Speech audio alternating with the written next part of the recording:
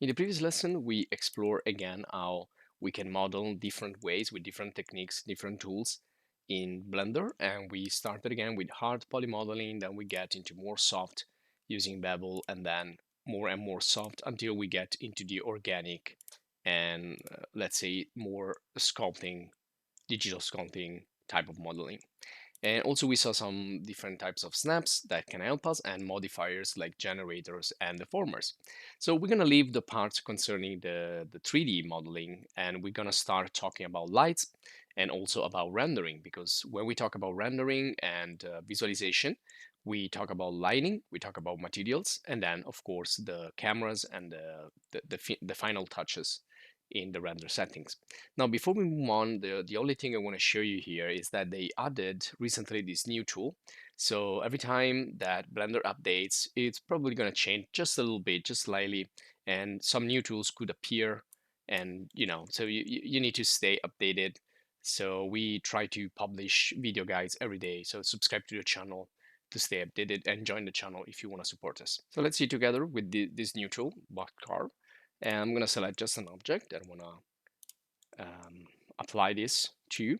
And then let's use, let's use the box carve. The other ones are pretty similar. So all we need to do is click and drag. And this is going to create like a red volume in a way, which is going to be subtractive. We are not adding geometry, we are removing geometry. And you can see that this is also a modifier. So we can use it, you can see, as a Boolean. So again, another way we can do operations like that, like booleans in Blender. Now let's move on to the next topic, and I'm gonna create a new scene here. It's gonna be our lesson 20, and it's gonna be about lighting. So to explain lights, the basic of light, I want to use the standard set here, and I want to create a more photographic studio set. So I'm gonna use the cube, and I'm gonna start by going into edit mode, and again doing some polygonal modeling. I'm gonna select these three faces here, and I'm gonna remove them. So X key to remove those faces. There you go. And I'm gonna push this face up. I'm gonna use the grid to be quicker and to be more precise. So I'm gonna push this into the floor, and then I'm gonna push this one further up. So it's going to be like 4 or 5 meters high. Let me go here on this side. And you can also go up here and just type, let's say 5 meter. And then I'm going to extend also. This is going to be the back. So it's going to be like 4 meters here. And then let's take the edges here and let's push this also 4 meters there. And then I'm going to select these three. I'm gonna activate the symmetry on the epsilon, and I'm gonna push this again, like we have 4 meters here, 4 meters here, so total of 8 meters. And this is gonna be the center of our studio. Also, when we use these type of backgrounds in photographic studio, we have kind of a backdrop here that has a curve. So I'm gonna select those two edges. I'm gonna add the bevel, click and drag. It doesn't need to be too much, so try to find the balance. And sorry, we need to increase the segments down here so it gets more rounded. And finally, right click and do shade smooth. And this is our backdrop for our studio. We're going to use this light, but make sure it's below, otherwise it's not going to be visible.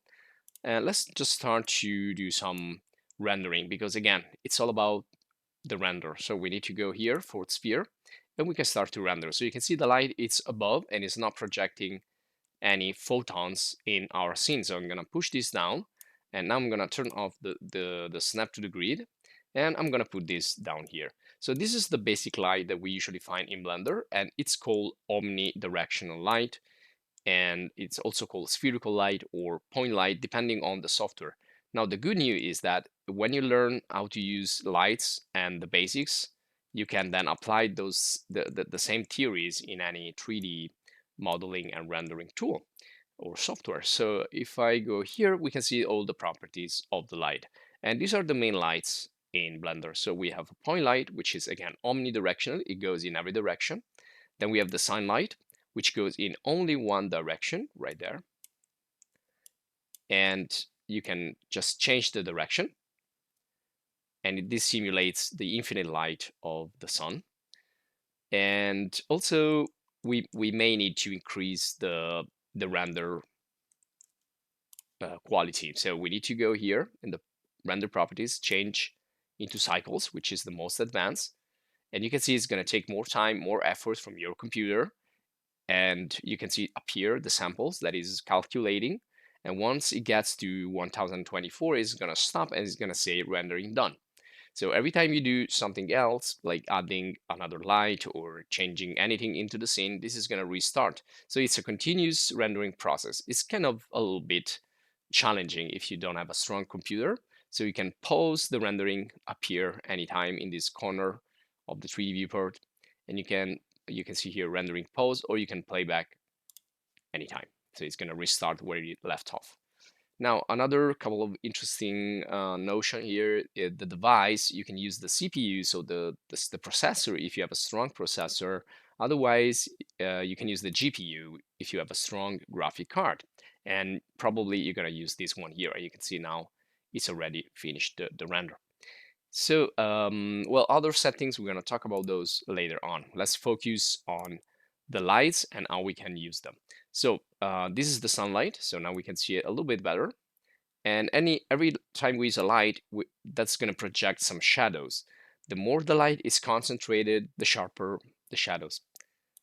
And then you have a spotlight. Spotlight, it's similar to the ones that we use, again, in photographic studio, but also like in theaters, movie theaters, well, more like theater in general.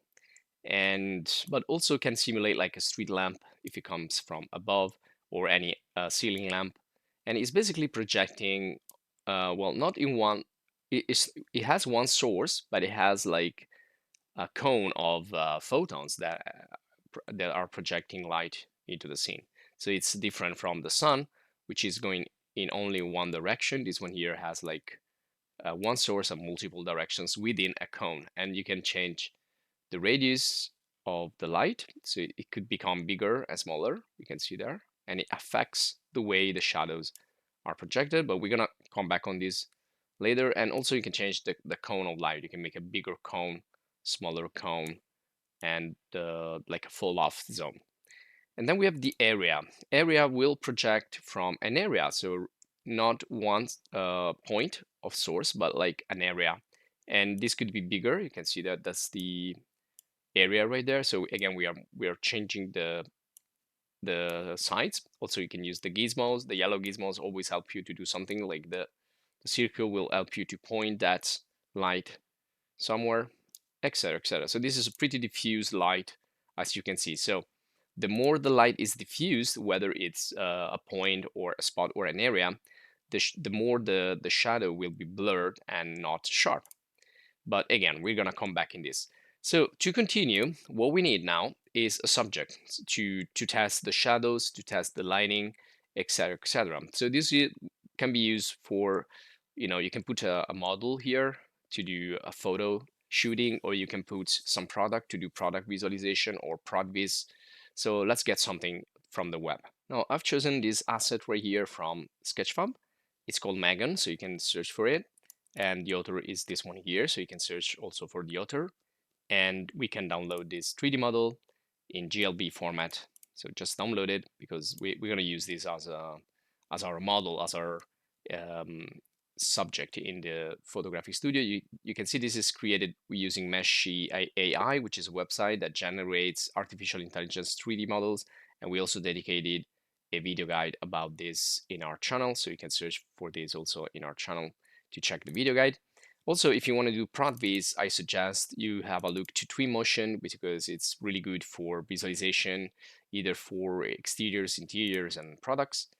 And now let's talk about the photographic studio before we get back into Blender. So photographic studio, they use a mixture of concentrated lights and more diffuse lights. So you can see they have big diffuse reflectors here, and then they have concentrated spotlights, and they use a combination of these.